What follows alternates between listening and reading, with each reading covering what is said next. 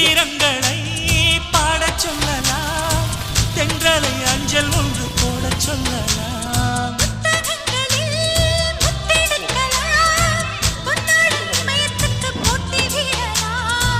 பூமிக்கு பொட்டு வைத்து பார்க்கலாம் பார்க்கலாம், பூவுக்கும் ஆடை தைத்து போடலாமா?